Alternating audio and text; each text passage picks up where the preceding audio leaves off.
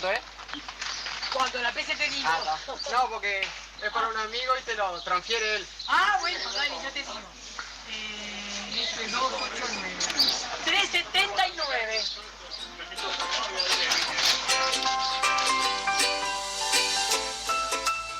El economista callejero.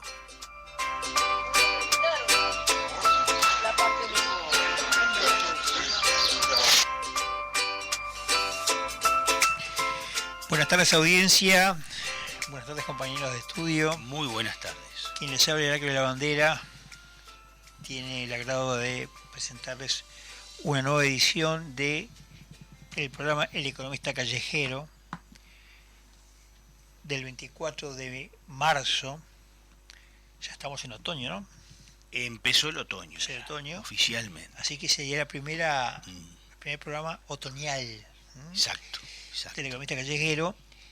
Y bueno, aquí en estudio nos acompañan nuestro compañero Néstor Grajales, como siempre, compañero desde el inicio de este programa. Está nuestro especialista en temas de seguridad informática y cibernética, Henry Tejera. Por cierto, nos acompaña Ana Laura Urán en todos sus temas del mundo de las redes. Y bueno, iniciamos otra andadura, otra caminata por la ciudad para recorrer y mirar qué cosas hay sobre la mesa y al alcance de la billetera. Hay unas declaraciones que se salieron hoy que vale la pena digamos darlas a conocer, porque así contextualiza un poco lo que vale la pena conversar hoy en materia económica. Hoy asumió en realidad hubo declaraciones del nuevo presidente del Banco Central. Y bueno, y eso de alguna manera da algunas señales de las pocas que uno puede ir recogiendo en estos días, que vale la pena escuchar. Javier, que está en estudios en consola, nos pasa por favor las declaraciones. Los cambios legislativos son inevitables para lograr lo que necesitamos. ¿Esto puede afectar la imagen de Uruguay, lo que pasó con Conexión Ganadera y otras empresas? Uruguay tiene una imagen muy sólida y seria a nivel internacional. Uruguay es el país de toda América Latina que paga menos en tasa de interés. El mercado le exige una menor prima de riesgo, reflejando, aún comparado con países que tienen mejor calificación de riesgo, Uruguay paga menos interés, lo que refleja una confianza, una credibilidad del país en los mercados internacionales que no parece haber sido afectada por un problema que no deja de ser muy puntual, idiosincrático para lo que es el panorama, si se quiere, de la canalización de ahorros en este país. Respecto al tipo de cambio, ¿usted entonces ratifica la línea de la administración saliente en cuanto a no intervención en el mercado, digamos, libre flotación? Sí, el mercado va a seguir dictando lo que es el valor del tipo de cambio. Te referís a la intervención, que ha sido una herramienta que se puede utilizar. El gobierno anterior la utilizó esporádicamente. Nosotros no nos amputamos la posibilidad de también, en circunstancias desordenadas de mercado, utilizar ese instrumento, pero la operativa del tipo de cambio en el día a día va a seguir como ha sido hasta ahora, de fluctuación libre. Y en cuanto a la tasa de interés, porque dijo que iba a ser una herramienta central. La tasa de interés va a seguir siendo la señal fundamental de lo que es la instancia de política monetaria. Vamos a seguir con el mismo régimen de los COPOM, que son 8 reuniones por año. El próximo es el 8 de abril, que es la instancia donde se determina cuál es la tasa de interés para controlar la inflación en base a los desarrollos macroeconómicos del momento. ¿Y sobre la cotización del dólar? La proyección del dólar, mejor es consultarlos a los expertos de mercado y analistas que son los que participan en el mercado, como te decía, el Banco Central no participa en el mercado del dólar hace tiempo, se determina libremente en el mercado, entonces nosotros no hacemos proyecciones del tipo de cambio.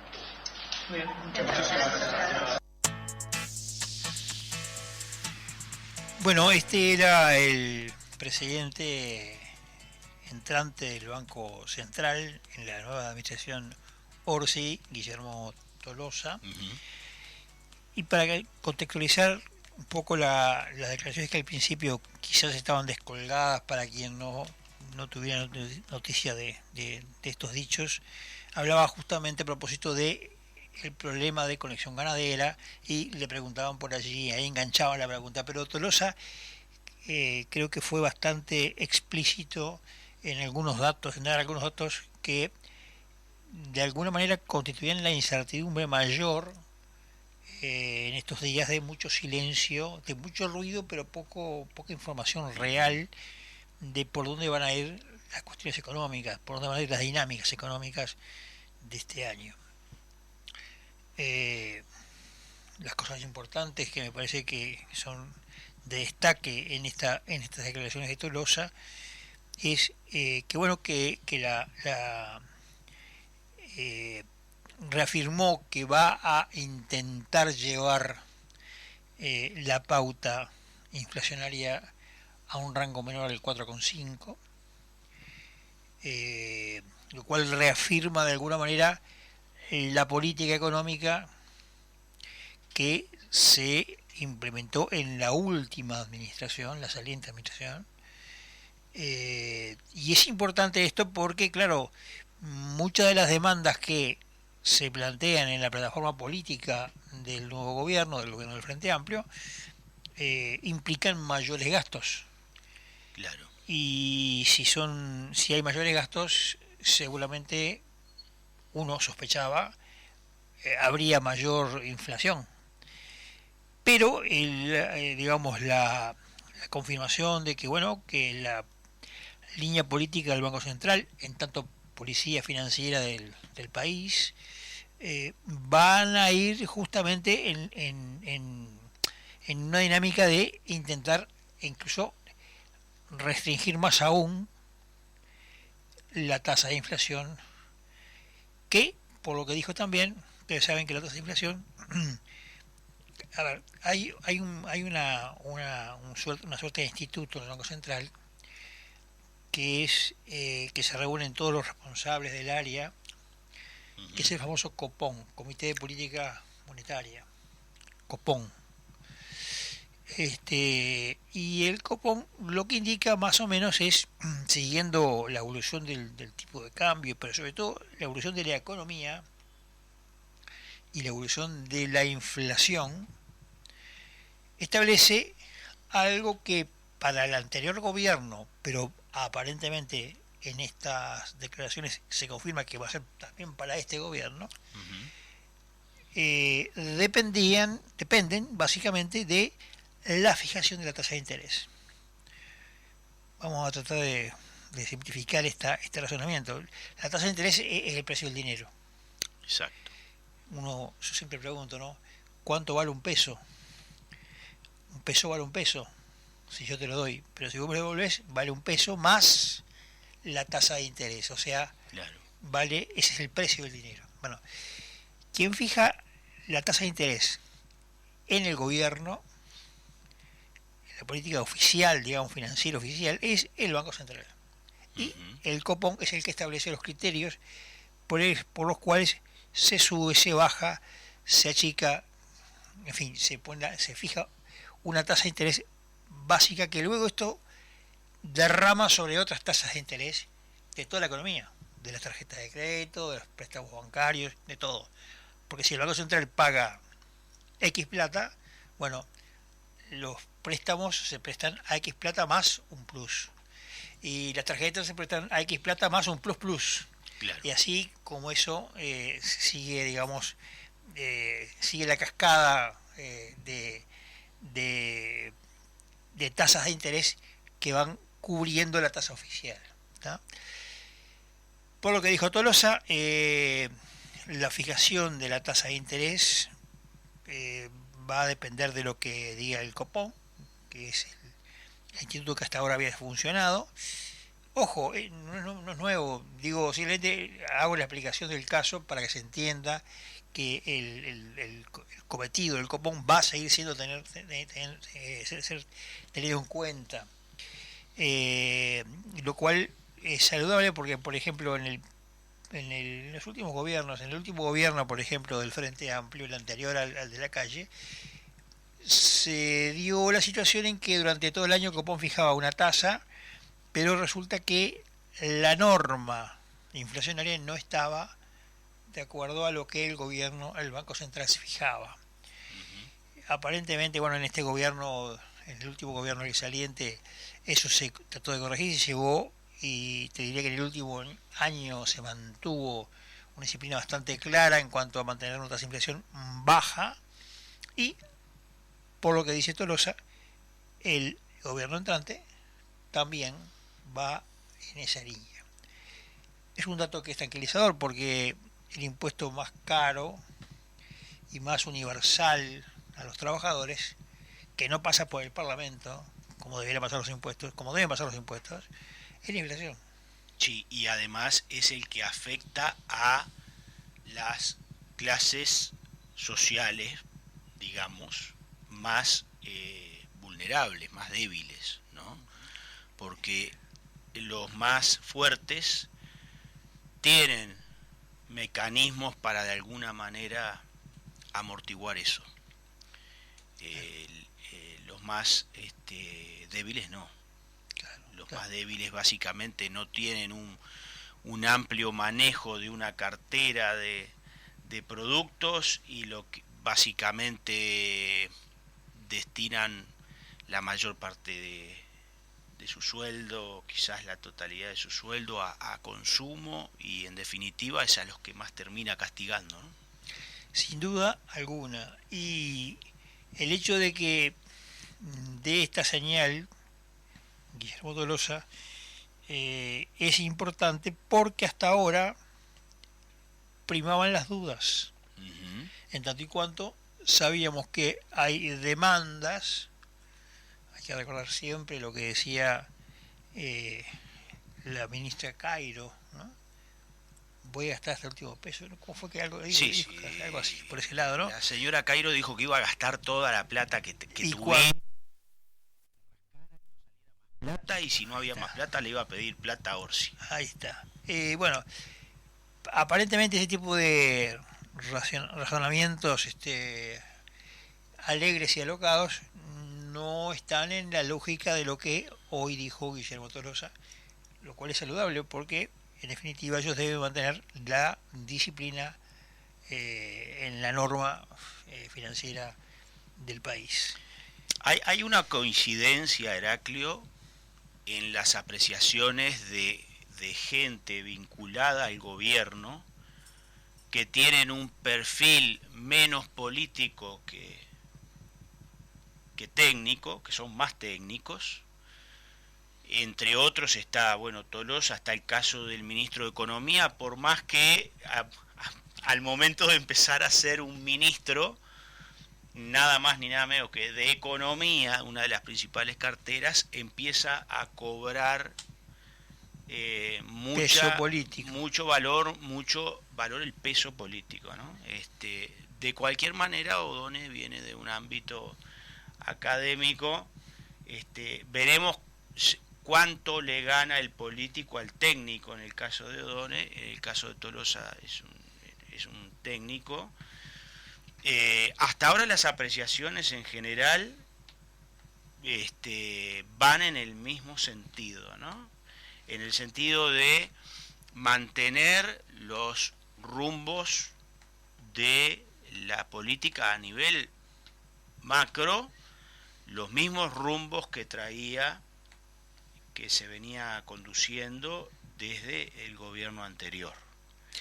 Así que parece que la Ferrari no estaba tan chocada. Y tenía el tanque bastante... Y tenía el tanque bastante lleno, ¿no? Sí, sí.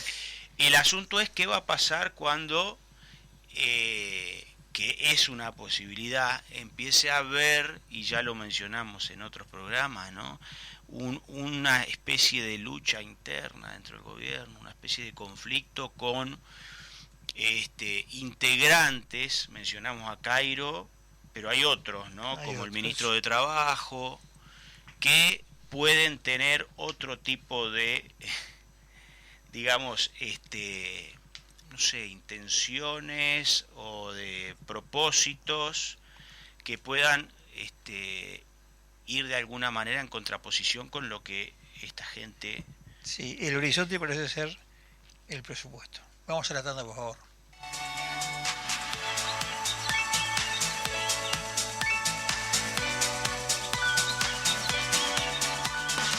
Tus avis no te dejan a pie. Presenta tu cédula y canjea 50 avis por una chance para participar del sorteo de 2 autos eléctricos BYD, 19 motos Anela.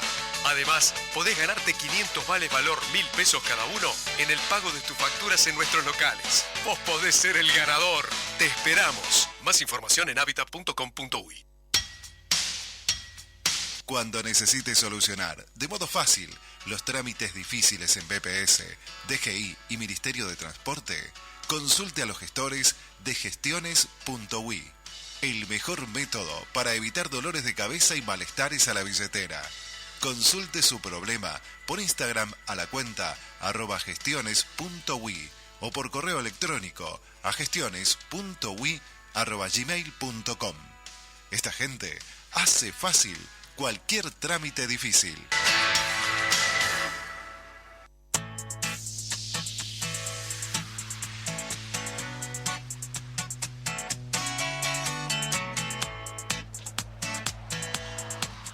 Bueno, seguimos caminando por la ciudad y tomamos el último dato que estábamos conversando, que era justamente el anuncio de que se esperaba bajar la inflación, es decir, el criterio de inflación genérico que el gobierno va a tener por debajo del 4,5%.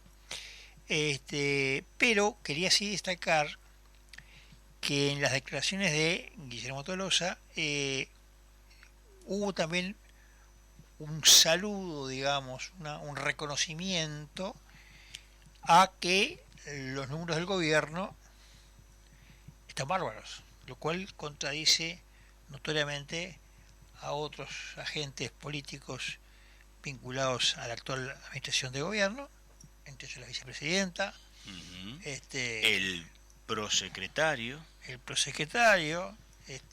bueno, el ministro de Trabajo, en fin, creo que a mucha gente que jugó en una lógica de discurso político se ve enfrentada hoy a una andanada, no es que sea andanada porque haya una intención de contradecirlo, pero sí hay declaraciones de personas que están más vinculadas a los números puros y duros, y ellos indican que, bueno, las cosas tienen cierta lógica, se mantiene la política que teníamos hasta ahora en el gobierno saliente, lo cual es una novedad interesante porque hasta ahora las dudas ganaban terreno, pero el horizonte, que es lo último que decíamos antes de la tanda, creo que va a ser el presupuesto.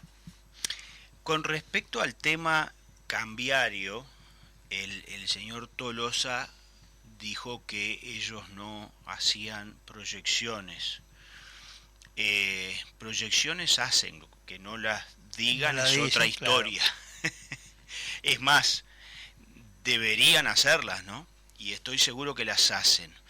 El rumbo por ahí también es el mismo, ¿no? En esa política cambiaria, mantener ese régimen de, como se dice en la jerga, de flotación sucia. Eso significa no intervención del Banco Central, en tanto y cuanto el tipo de cambio se mantenga dentro de determinado rango de parámetros. Él mismo dice en la nota: nosotros vamos a dejar que el mercado libremente determine el valor del tipo de cambio, pero no nos amputamos la posibilidad de intervenir, tal como, y lo dijo explícitamente, ¿no? Tal como lo hacía el gobierno anterior. Así que seguramente están mirando permanentemente el tipo de cambio y también están haciendo proyecciones, pero de cualquier manera me parece bien y me parece cauteloso lo que el señor Tolosa dice, porque de alguna manera es una forma de no incidir o de generar cierta incertidumbre o algún tipo de tendencia sobre el mercado cambiario, ¿no? Así que me parece bien. Sí, y también de alguna manera instala una potencial polémica, porque siempre en todos los gobiernos se da aquello del atraso cambiario, aquello de ese tema se va a dar, va a ser, es un tema de nunca acabar, ¿no? Heraclio, si hay libre mercado, en el mercado cambiario, sí. ¿Hay atraso o no hay atraso? Si el mercado es libre, ¿hay atraso o no hay atraso? Lo que pasa es que en realidad el criterio sobre el cual se da el atraso depende de lo que tú vendas. Claro. Depende del cristal con el que se mire. Sí, nada, de verdad, todo es mentira, todo según el color del cristal que se mira, como decía el adagio. Hay una cosa que es cierta, ¿no? La economía uruguaya está básicamente dolarizada, aunque nosotros sigamos manejando con el peso. Uno va a la panadería y el precio del pan está marcado por el valor de la harina, y la harina se marca por el precio de los cereales, y si en Ucrania los rusos impiden que salgan barcos con trigo, eso va a afectar el precio internacional. Pasó ya, más por especulación que por cosas reales, porque estaban invadiendo Ucrania y ya estaban variando el precio de la harina. Sí. Seguramente no había incidencia directa de ese fenómeno, pero ya eso marca, y así como eso todo, porque que el 90% de las cosas que uno tiene al alcance de su mano, en materia de consumo, de canasta de consumo, de consumo de bienes, incluso de servicios, están pactados en valores tocados por el dólar. Sin duda. Entonces, es la referencia. Es la referencia que, en todo caso, hay que tener en cuenta cuánto componente dólar tiene un producto, esta lapicera, cuánto componente dólar tiene en su precio final y cuánto componente peso tiene en su precio final.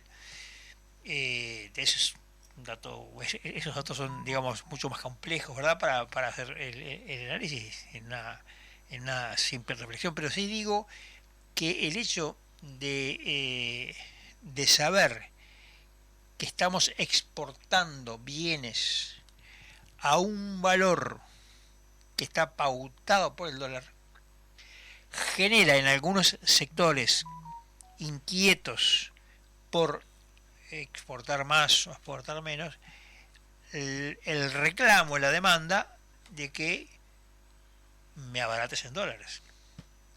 Y si yo mantengo el tipo de cambio alto, entonces ahí empiezan los conflictos y empiezan los ruidos.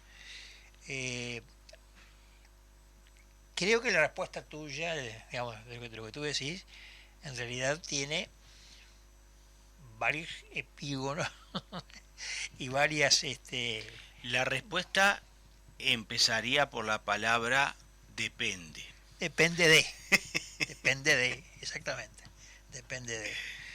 Pero lo cierto es que Uruguay, y esto siempre acá lo hemos dicho más de una vez, pero vale la pena repetirlo, Uruguay hasta el año 2002 tuvo el peso, estaba en una relación cambiaria que era similar o que tenía un cierto equilibrio con el peso argentino y el real brasileño.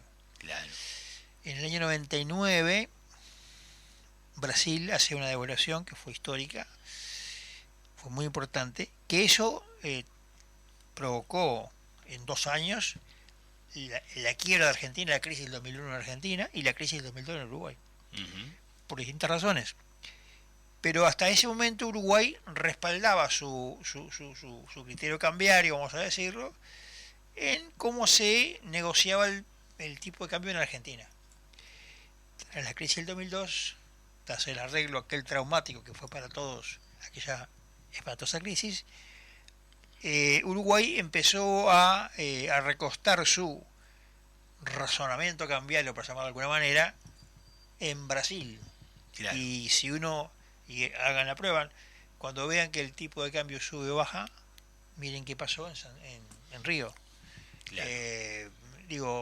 Se busca por Google, porque en realidad el Uruguay lo que hace es mantener una paridad, vamos a decir, de poder de compra que esté más respaldado con el valor que le da Brasil que el valor que le da Argentina, que además viene de una situación catastrófica donde no había precios casi, prácticamente no existía moneda. Es decir, cuando decimos esto quiere decir que, o sea, la moneda en realidad existe para dar precio de algo, precio de las cosas.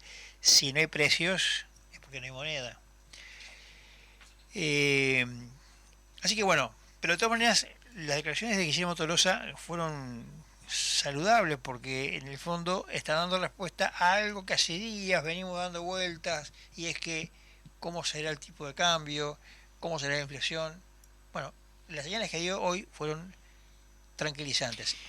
Sí, son tranquilizadoras esas señales, pero sigue habiendo incertidumbre en algunas cosas, ¿no? Sobre todo porque cuando se venga el presupuesto, todo el mundo va a querer tironear para su propio rancho, y eso generará, como siempre pasa al inicio de cada gobierno, una zafra de conflictos que, bueno, tendrá sus consecuencias y sus idas y vueltas.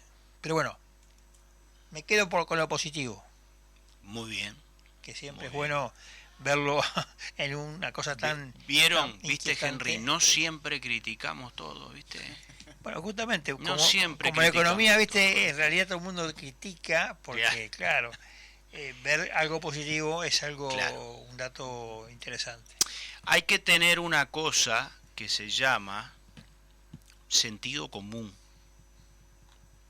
Y el sentido común es lo que le da credibilidad a las personas. Entonces nosotros, más allá que tenemos una forma de ver la realidad y de ver las cosas,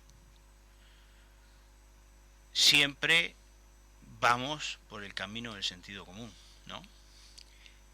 Que a veces es el menos común de los sentidos, como dice también el adagio. Pero bueno, tenemos que irnos a la tanda.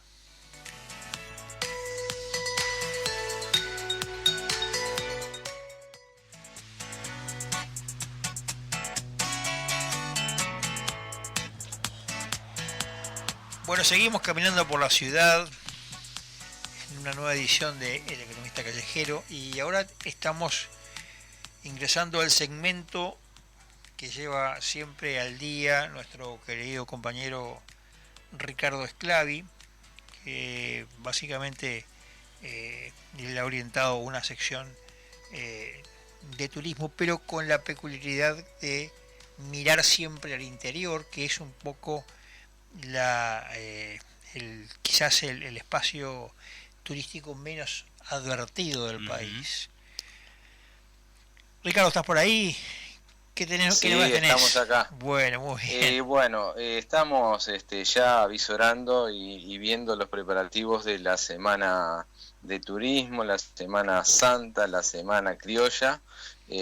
Como que antes era Semana Santa, después era Semana Criolla, ahora Semana de Turismo.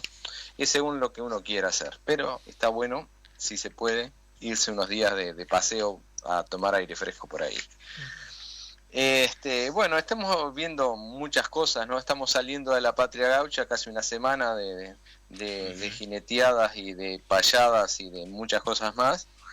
pero queremos enfocarnos un poco en la gente que está armando la carpa, viendo que el auto esté bien, que la camper esté bien, que la autocaravana, bueno, viendo los itinerarios, la gente que está viendo, a ver, dentro de 3 semanas, ¿qué hago? ¿A dónde voy?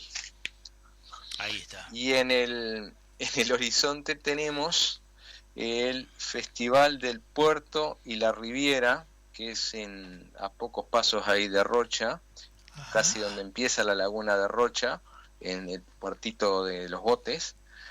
Eso es 28, 29 y 30, donde hay 5 artistas por noche, y es como todo festival, ¿no? Y después nos vamos a ir a abril prácticamente, porque en abril, del 4 y al 6 de abril tenemos 2 acontecimientos lindos, que ya lo hemos mencionado, pero tenemos que seguirle mencionando, que es Minas y Abril, que es en la ciudad de Mina, que hay tiene entradas de 500, 450 y 350 pesos según sea viernes, sábado o domingo, o con un abono de 1000. Y un poco más lejos, en Lascano, tenemos el Festival del Asado con Cuero, donde hay 25 artistas en las 3 noches, y donde la entrada no tiene costo, y donde hay un contrapunto por quién hace el asado con cuero más rico. La verdad que nunca he ido, me gustaría ir, pero ¿no? Hay que recorrer un trecho más largo, ir hasta Lascano, que son unos cuantos kilómetros de acá de cualquier lugar del país, pero de Montevideo son cerca de 300 kilómetros. Muy bien. Bueno, Sí, escucho. No, me quedé pensando cuando dijiste Patria Gaucha. Viste que esto sale del tema turismo, pero perdón que te corte, pero tiene que ver con algo de lo que sí mencionaste. En el caso de Patria Gaucha, ¿hubo jineteadas? ¿O también se jinetearon? ¿Sí? Sí, hubo ruedos, sí. Ah, bueno, está perfecto. Sí. Es de los pocos que va sí, quedando, eso estaba previsto y estará dentro de la norma vigente, porque la norma que había aplicado el INBA fue postergada por 180 días, si no me equivoco. Exacto, exacto. Bueno, vamos a volver un poquito a Montevideo, porque del 8 al 25 de abril tenemos el Festival Cinematográfico Interamericano en Uruguay, organizado por Cinemateca. Todavía no está la programación, pero para la gente que le gusta estar mirando cine, es un acontecimiento de todos los años. Después tenemos, ya en la misma Semana Santa, tenemos la fiesta del Olimar, que empieza el 11 y va hasta el 17. Fiesta del Olimar que se caracteriza por ser un festival donde se hace, digamos, culto al canto uruguayo o a los artistas que cantan en Uruguay. Y hay 2 días que hay diferentes, hay rock y hay cumbia, pero básicamente es eso. Y también es un lugar donde se cobra la parcela para acampar de 800 pesos por día, pero el ingreso es libre. Han dado la grilla en estos días, pero han dado quiénes son los que están, pero no el orden ni cómo va a ser los días cada uno. Sí que las veladas empiezan cerca de las 18 horas y terminan cerca de las 1:30, a las 2 de la mañana. Bueno, la Vuelta Ciclista del Uruguay, que pasa por muchas ciudades, empieza el viernes 11 y termina el 20, no deja de ser un acontecimiento de la semana, y donde la televisión y la internet no existían, era un acontecimiento característico. Hoy día como que es solo para los amantes del pedal. Tenemos la Semana Criolla en la Rural del Prado, donde se juntan la ciudad y el campo, donde hay jineteadas también, hay gastronomía, hay música, y como en todo festival hay música de todos los calibres, para todos los colores, de los más famosos a los que se están recién ingresando. La particularidad de la Semana Criolla del Prado es que hay alrededor de 5 escenarios, donde el escenario principal es después de las 18 hasta las 23 aproximadamente, y hay un escenario especial que solo es para los payadores y payadoras.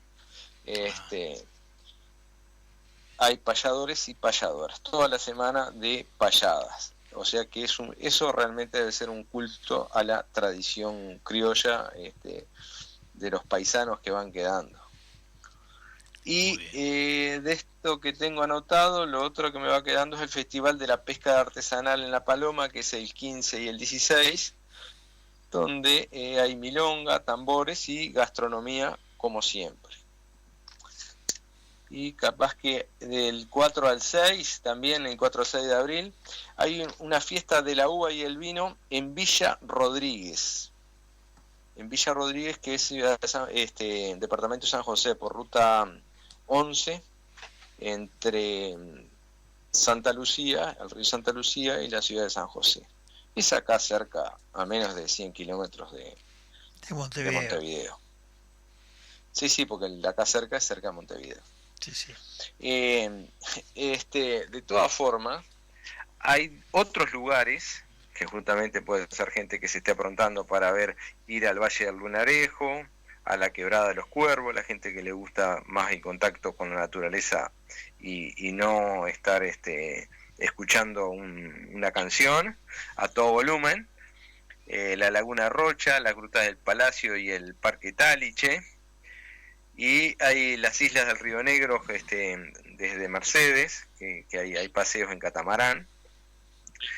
Eso sería más o menos los lugares que podríamos ir en Semana de Turismo.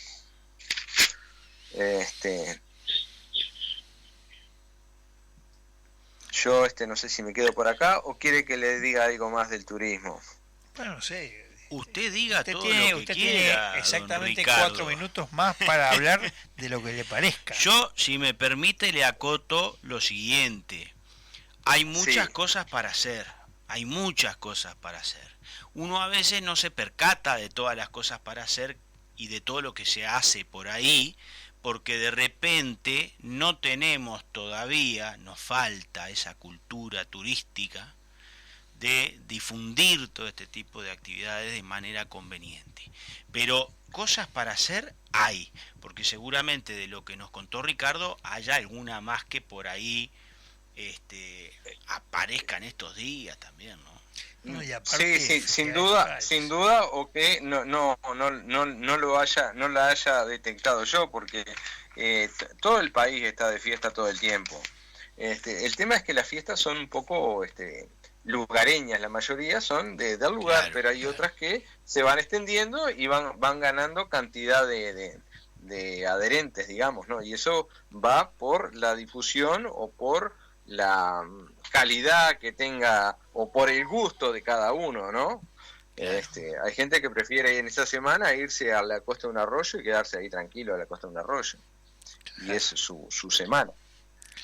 Claro, porque el tema del turismo en realidad tiene muchísimas facetas, digamos. Puede ser por lo cultural, por lo del patrimonio cultural, y yo qué sé, visitar la fortaleza de Santa Teresa, la fortaleza de San Miguel, Colonia del Sacramento, por decir cosas antiguas, pero no es lo único, porque cada región, cada lugar tiene su historia, y a veces es lindo conocerla. Y eso es lo interesante de cada lugareño, poder conocer su lugar, para cuando llega alguien poder decirle, bueno, sí, mire, acá vivió fulano de tal. Y después hay otros tipos de turismos que uno puede hacer o que hace la gente, que puede ser gastronómico, que le gusta ir a probar vinos, pescado, carne, y hay un sinnúmero, no es un sinnúmero, pero 7 o 8, se los nombro así a la pasada y los dejo picando ahí.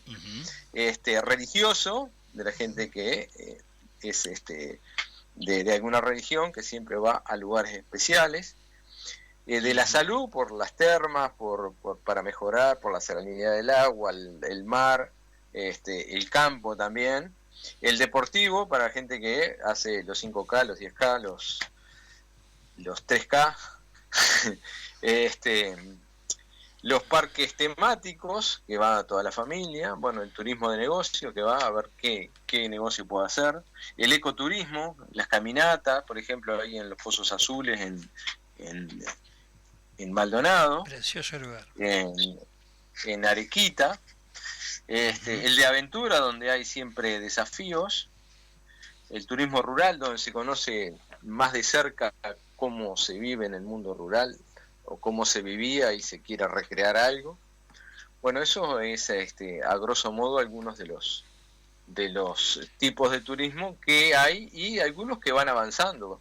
Escuchaba el otro día al ministro de Turismo donde decía que necesitamos atraer más turistas del mundo a Uruguay, bueno, y la forma es difundirlo, bueno, y seguramente él va a ser el que va a encarar de qué forma va a ser la estrategia para tener más más turistas extranjeros en Uruguay, que es una de las cosas importantes para mejorar el PBI del país. Excelente, excelente, Ricardo. Bueno, gracias por tu agenda, siempre al día y siempre preocupado para que los espacios no conocidos del país sean más cercanos a la gente. Gracias por todo, Ricardo. Nos vemos el lunes. Sí, Nos vemos, Ricardo. Gracias a la audiencia. A la tanda, abrazo. por favor.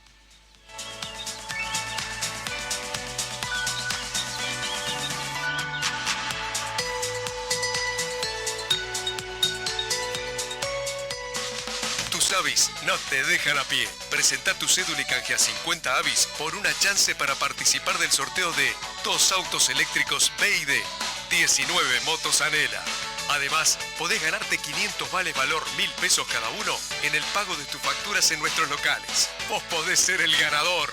Te esperamos. Más información en habitat.com.uy. Cuando necesites solucionar de modo fácil los trámites difíciles en BPS, DGI y Ministerio de Transporte, consulte a los gestores de gestiones.ui. El mejor método para evitar dolores de cabeza y malestares a la billetera. Consulte su problema por Instagram a la cuenta @gestiones.ui o por correo electrónico a gestiones.ui@gmail.com. Esta gente hace fácil cualquier trámite difícil.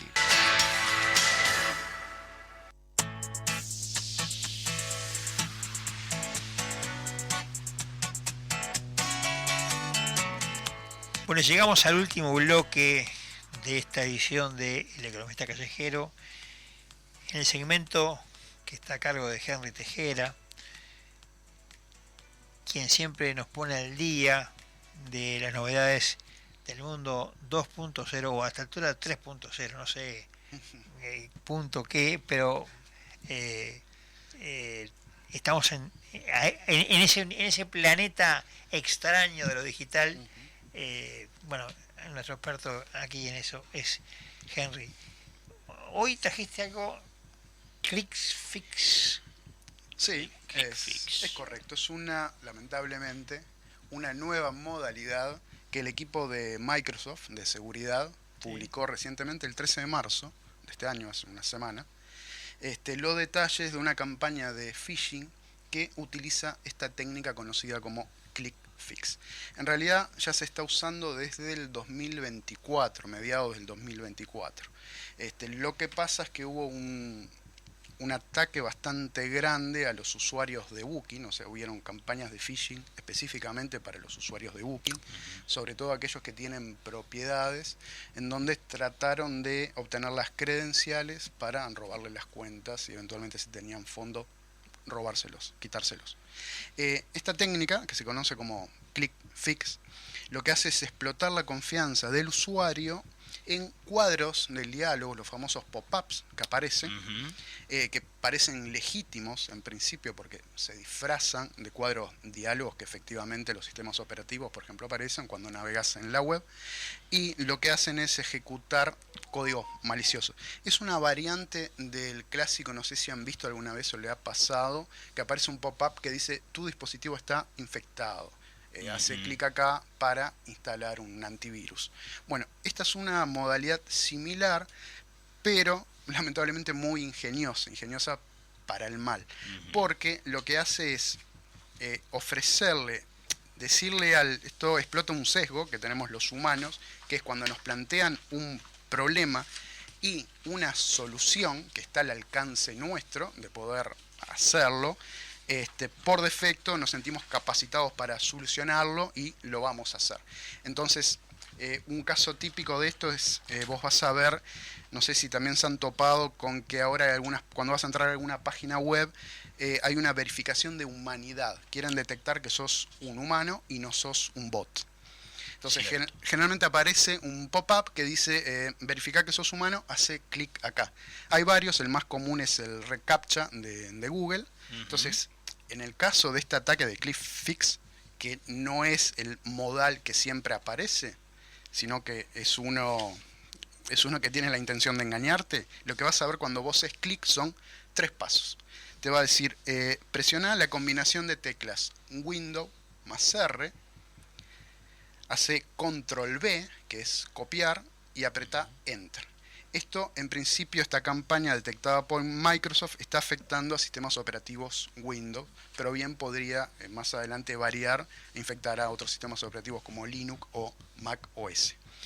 Cuando vos haces eso, Windows R lo que hace es te muestra un cuadro de diálogo con un campo de texto en donde vos lo que pegues en ese momento se va a ejecutar desde abrir aplicaciones o, en el caso de esta modalidad, lo que hace es usar un lenguaje de scripting, es un lenguaje de programación que se llama PowerShell, que desde hace unos años viene por defecto en Windows y generalmente viene habilitado, que este lenguaje tiene la capacidad de ejecutar comandos que te permiten modificar, hacer cambios en la configuración del sistema e incluso la ejecución remota de código. Es decir, que eventualmente vos podés habilitar a través de uno de estos códigos que vos pegás sin saber qué es, porque lo haces automático, pues son simplemente 3 pasos, lo que puede hacer es que tu máquina quede expuesto al control remoto del ciberdelincuente.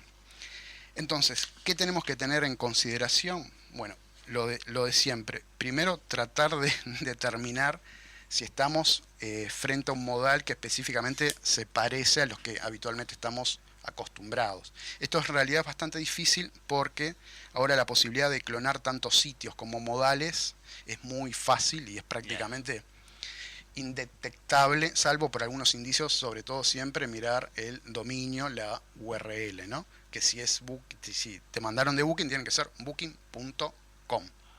Eso como paso 1. Y después, yo acá no lo voy a mencionar porque es medio complejo, pero en la página de LinkedIn de Grupo Doxa, mañana ya va a estar disponible todo el material que desarrollamos para hacer este segmento, y ahí te voy a mostrar una forma de desactivar la ejecución remota de scripts de PowerShell, que en realidad el usuario promedio no lo utiliza, y que con unos simples comandos los vas a poder hacer. Así que podés ir a la página de LinkedIn, buscar Grupo Doxa, y ahí te vas a encontrar con este y con otros artículos de segmentos anteriores.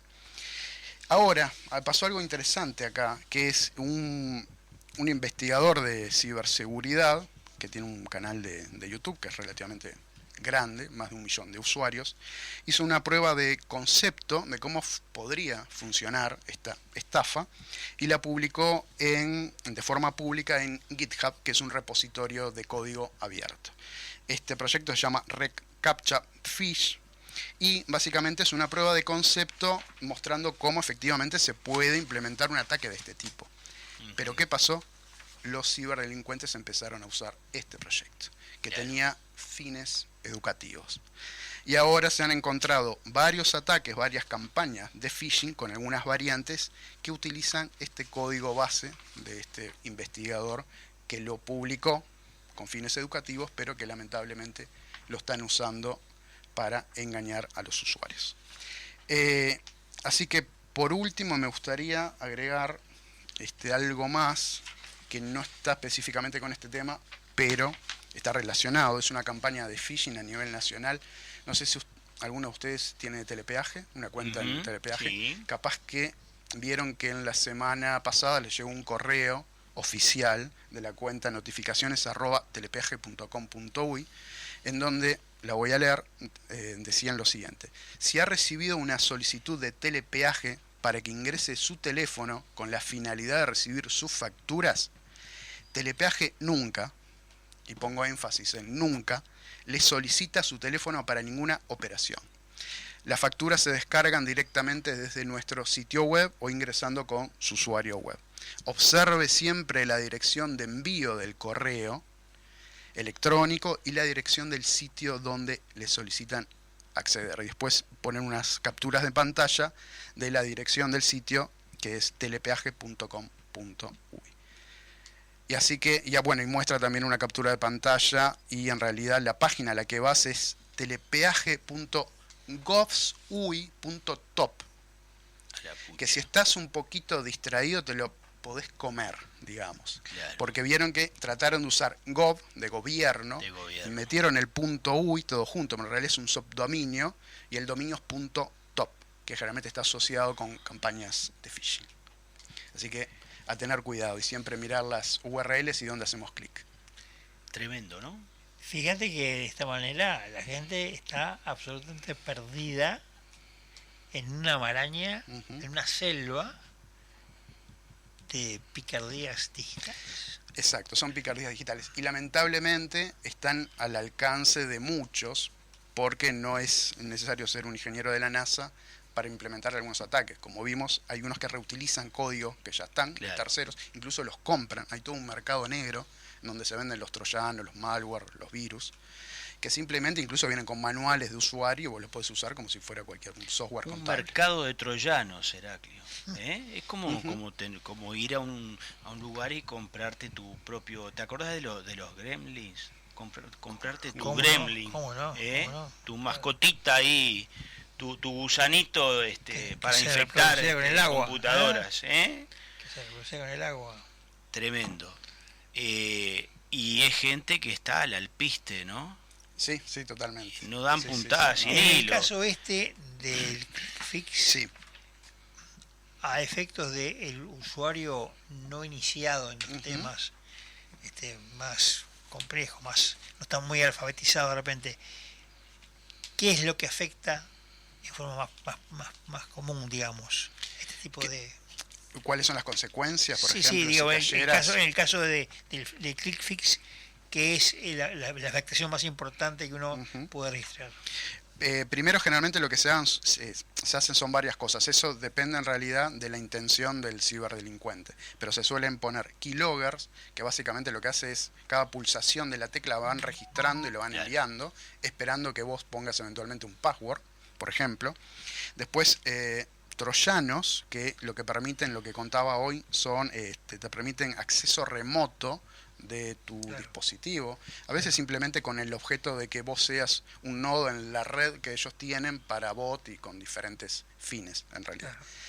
Y bueno, en el caso de Booking concretamente, que fue la publicación de Microsoft, el equipo de seguridad de Microsoft, los atacantes querían las credenciales de los usuarios para vaciarles las cuentas. Nada menos, Ni más ni menos. Y en el caso del telepeaje, que estaban buscando el teléfono, esto después se vende en base de datos. Se vende en base de datos teléfono, y es así como a vos te llegan mensajes por SMS diciendo que tenés un paquete de la aduana, por ejemplo. Lo mismo con los correos y las tarjetas de crédito. Bueno, y el mensaje llegó ahora, que se nos fue el programa. Se nos fue el programa, nos quedan Antes 2 minutos. ¿Cuánto nos queda, Javier? ¿Cuánto nos queda? 2 minutos. Recomendación para mantenerse protegido de todas estas cosas. Cuando nos llegan mensajes de sitios o de instituciones que son conocidas, ¿no? Como Telepeaje es un ejemplo, puede ser el nombre de nuestro banco, puede ser el nombre de alguna empresa de servicios que nosotros inclusive tengamos contratadas, siempre desconfiar cuando nos advierten o nos mandan algo o nos solicitan algo, así como de repente, sin previo aviso. Ante la duda siempre comunicarse por los canales oficiales de esa entidad, agrupación, empresa o lo que fuera, para chequear que efectivamente esa comunicación es real, es verdadera y no es algo falso, ¿no? Qué tiempo raro ¿no? Antes que nos vayamos... ¿Número de teléfono? Exactamente. Número de teléfono para comunicarse con el economista callejero con ventana abierta, el 099-308-298. 099-308-298. Dejen sus comentarios, no les vamos a pedir nada, no les vamos a hacer click fix, pero nos encantaría que dejen sus comentarios y bueno, y de alguna manera apoyen este proyecto que estamos llevando adelante. Y nos fuimos. Chao. Hasta luego. Chao, chao.